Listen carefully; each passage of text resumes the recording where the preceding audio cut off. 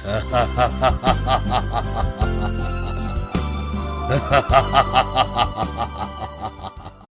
शहर में बुलबुल नाम की बच्ची अपने माता पिता पूनम और रोहित के साथ रहती थी।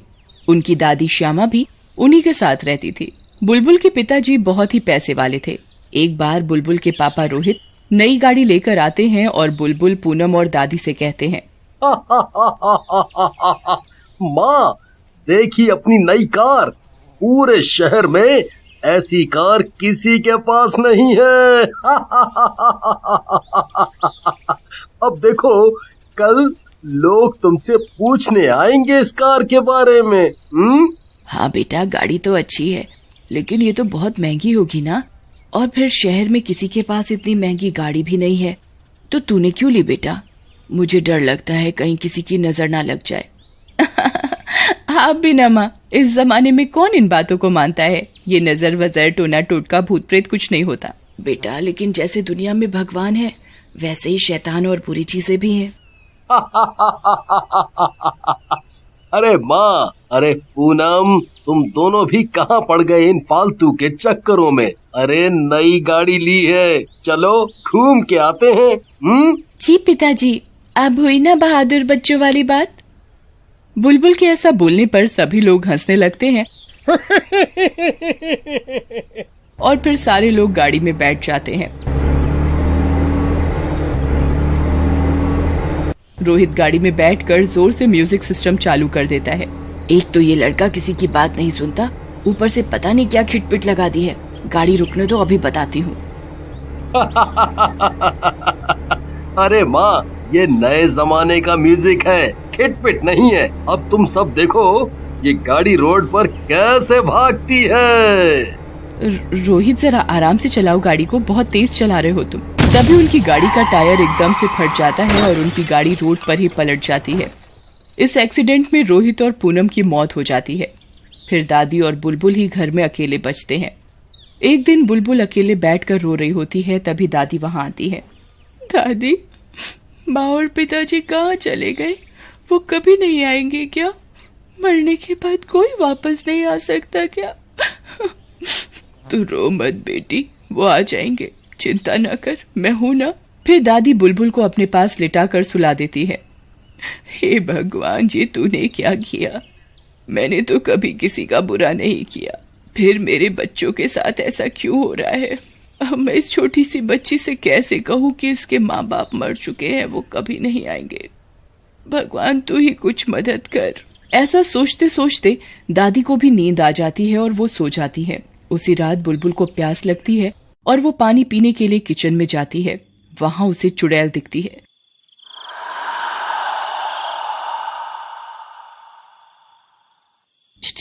चुड़ैल, मैं तुम्हारी माँ हूँ बुलबुल, मेरे पास आओ। बुलबुल अपनी माँ को पहचान लेती है। माँ, तुम आ गई? देखा, मुझे पता था कि सब झूठ कहते थे कि तुम कभी नहीं आओगी, लेकिन मुझे पता था कि तुम जरूर वापस आओगी। ऐसा कहकर बुलबुल पूनम की आत्मा से लिपट जाती है। बेटी, मैं तो हमेशा तुम्हारे साथ रहूंगी, बस तुम ये बात किसी से भी नहीं कहना। मैं रोज तुमसे मिलने आऊंगी, और सुनो, दादी को भी मत बताना। फिर थोड़ी देर बुलबुल के साथ रहने के बाद पूनम वहां से चली जाती है और बुलबुल भी दादी के पास जाकर लेट जाती है। फिर एक दिन दो बदमाशों को उनके बारे में पता चलता है। अरे पुत्तन, सुना है अपने शहर में दादी पोती की जोड़ी रहती है जो कि बहुत अमीर है, बहुत माल है उनके पास। हाँ रंगा भैया, सुने तो हम भी यही हैं। उस लड़की के माँ बाप का एक्सीडेंट हो गया था, वो और उसकी दादी ही जिंदा बचे थे उस एक्सीडेंट में। हुआ तो बहुत बुरा था उन बेचारों के साथ, लेकिन शायद हमारे लिए ही ये सब हुआ था कि कुछ भला हमारा भी हो सके। मैं तो कहता हूँ उस छोटी पिद्दी लड़की को उठा लेते हैं और बुढ़िया से फिरौती मांग लेंगे। बुढ़िया अपनी इकलौती बच्ची के लिए पैसा तो जरूर देगी। ऐसा कहकर रंगा और पुत्तन अपने दो और साथियों बिल्ला और कल्लू के साथ मिलकर बुलबुल को किडनैप करने की योजना बनाते हैं। और फिर जब एक दिन बुलबुल स्कूल जा रही होती है तब रंगा उसके पास आता है। कैसी हो बेटी? मैं आपके पापा का दोस्त हूँ। आप मिलना चाहोगे अपने पापा से? हाँ हाँ अंकल, जरूर। माँ तो फिर भी मिल जाती है आकर, लेकिन पिताजी नहीं आते। मिलवा दो मुझे अपने पापा से प्लीज। ऐसा कहकर बुलबुल उन चारों के साथ चली जाती है। फिर एक सुनसान जगह पर जाकर रंगा बुलबुल से बोलता है, बुलबुल बेटी, अंदर तुम्हारे पिताजी तुम्हारा इंतजार कर रहे हैं। जाकर के मिल लो उनसे।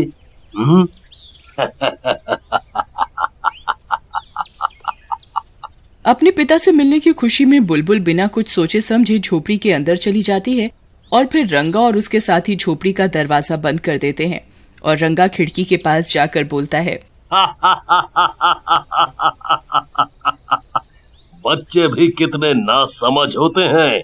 अरे एक बार जो मर गया कहीं वो फिर से जिंदा होता है। अरे तेरा बाप मर गया है, वो अब कभी नहीं आएगा। ये तो तुझे यहाँ लाने की साजिश थी।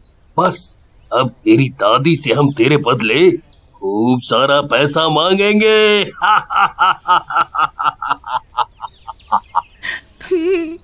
अंकल आप गंदे हो, आपने झूठ बोला मुझे।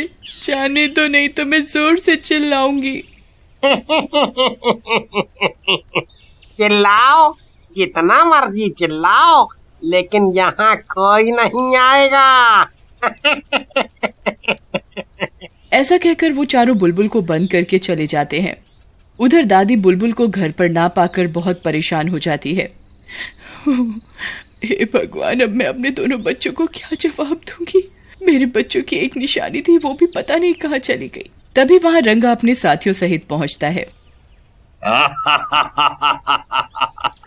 बढ़िया, यूं रोने से कुछ नहीं होगा। अगर तू चाहे तो मैं तेरी पोती से तुझे मिलवा सकता हूँ। मुझे ले चलो जहाँ भी तुमने उसे रखा है। ये सब पैसे ले लो, मुझे अपनी पोती के सिवाय कुछ नहीं चाहिए। फिर रंगा दादी को भी उस जगह पर ले जाता है और फिर दादी और बुलबुल को बांध देता है और दादी से उनकी प्रॉपर्टी के पेपर पर साइन करने के लिए कहता है। चल बुढ़िया, मैंने अपना वादा पूरा किया, तुझे तेरी पोती से मिलवा दिया। अब तू भी इन पेपर पर साइन कर। दादी अपने कहे के अनुसार पेपर पर साइन कर देती है। रंगा भाई, अपना काम तो हो गया। अब ये दोनों जिंदा रहकर क्या करेंगी? मैं तो कहता हूँ इन्हें भी मार कर इनके सगे वालों के पास ही भेज दो।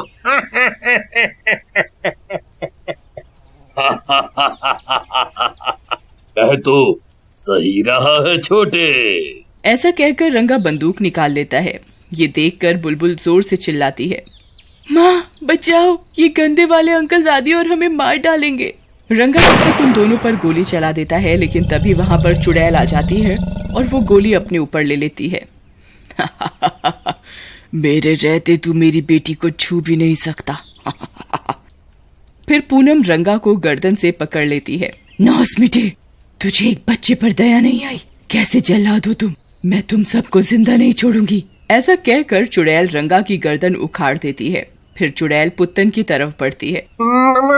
माफ कर दो चुड़ैल जी, गलती हो गई हमसे गलती हो गई, हमें माफ कर दो चुड़ैल जी। चुड़ैलों के यहाँ गलती की एक ही सजा है और वो है मौत। अब तुम सब मरोगे। ऐसा कहकर चुड़ैल बारी बारी से उन तीनों को मार डालती है और फिर बुलबुल को गले से लगा लेती है। बुलबुल मेरी बच्ची, मैं तुझे कभी अकेला नहीं छोड़ूंगी। मेरी बेटी तू आ गई मेरी बेटी। माँ, एक बेटी की पुकार उसकी माँ कैसे नहीं सुनती?